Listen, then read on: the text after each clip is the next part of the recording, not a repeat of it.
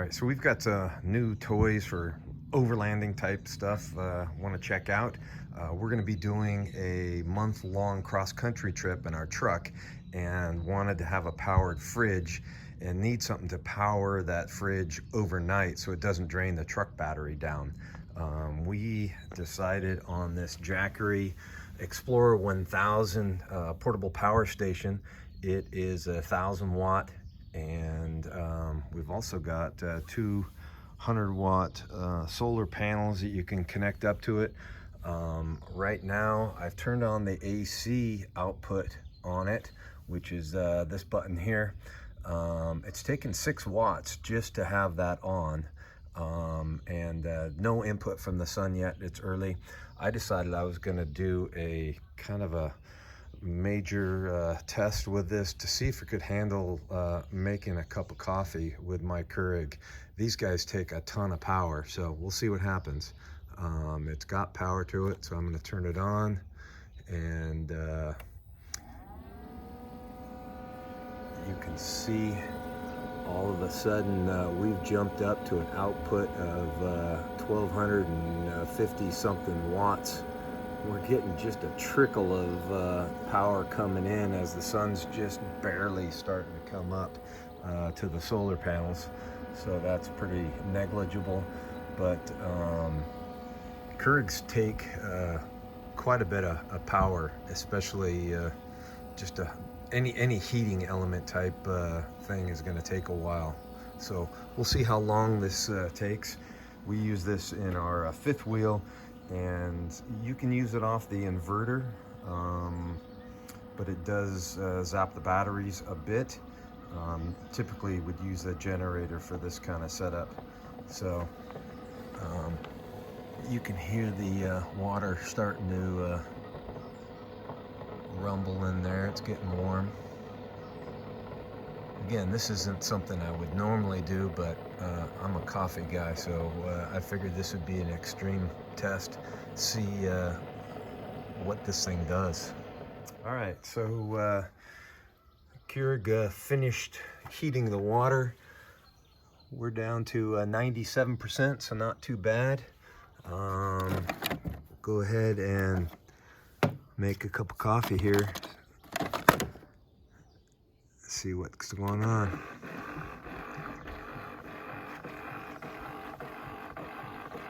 So while it's brewing the cup of coffee, it really doesn't take that much power right now because the water's already hot. Yeah, it's bouncing around anywhere from 10 to 20 watts. Now it's starting to heat again for the next potential cup of coffee.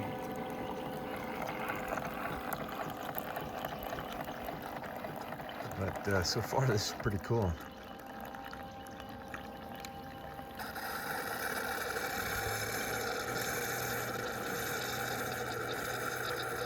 Again, this is something I probably wouldn't do on a normal basis. We got this portable power station to handle our cooler, not make coffee. So, all right, so it's preheating for the next cup of coffee. That's the way the Keurig kind of goes, is it does one cup. As soon as it's done, it starts heating for another. I don't really need to do that, so I'll turn the power off, and then I'm going to turn it back on. That kicked the Keurig off.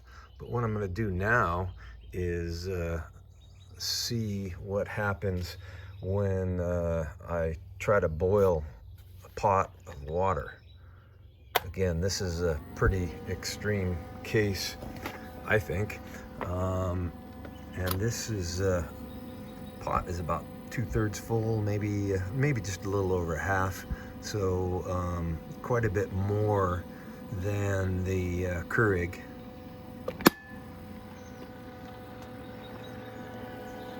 We were at 96 after a cup of coffee from the Keurig, and now we're down to 95.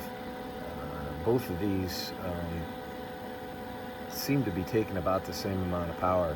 somewhere around 1250 plus. And again, we're getting about 5 or 6 watts of input from the solar panels. These two are connected up as input to the Explorer 1000. You've got a couple different inputs where you can charge this. There's a cable, you can plug this in your house to 110, and that'll charge the battery. On the outputs for it, you've got 3 110 volt outputs. On the DC side, you've got your cigarette lighter here. There's 2 different USB-Cs, 2 normal USBs. One is a quick charge, and you know, to switch between AC and DC, you've got to push these buttons. But we're trying AC here. I've read online where lots of different people are using these for their powered coolers, and it seems to be able to hold cool overnight without zapping these things. You can actually run it full tilt for a couple days. We'll be charging it during the day when we're driving it, so it'll mostly be at night where we want to cool the or keep the cooler going while it's in the truck, not drain the truck battery. So we're down to 91% now. I'm using 270 something watts right now for boiling this water.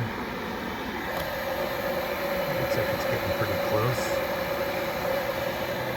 So again, I think this is kind of a little bit more of an extreme scenario here, but pretty happy with the results. This thing's doing better than I expected. I mean, I've tried to run the Keurig off a 2,000 watt generator, and it couldn't handle it, at least the startup surge. Well, this thing's dealing with it just fine.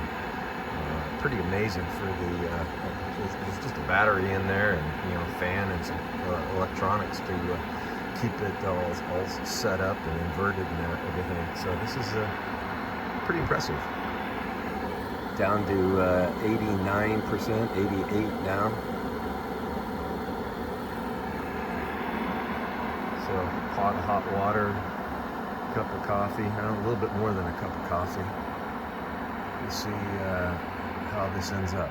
All right, so our pot of hot water just clicked off. It's boiling pretty good. Checking back in here, we're at 84%. Starting to charge back up with solar. The sun's just barely peeking up, so it's not getting very direct sunlight. But all right, 1+ cup of coffee, probably at least 4 cups of water in this thing, boiled, and just down to 84%. So extreme test right there. It can handle making Keurig and hot tea, whatever you want, and that's pretty impressive.